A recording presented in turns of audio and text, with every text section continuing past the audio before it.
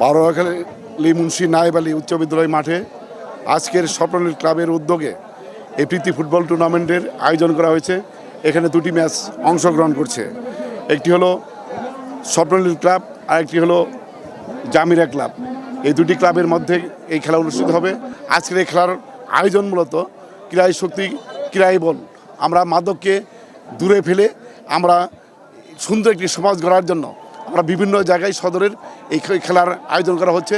আমরা এই খেলাতে বিভিন্ন জায়গায় যে আয়োজন হচ্ছে তাদেরকে আমরা উৎসাহ দিচ্ছি আরও বেশি বেশি খেলা আয়োজনের মাধ্যমে জামালপুর সদর থেকে ছাত্র এবং যুব সমাজকে মাদক থেকে দূরে রেখে এই খেলাধুলাতে তাদের আকৃষ্ট করার জন্যই আমাদের মূল লক্ষ্য।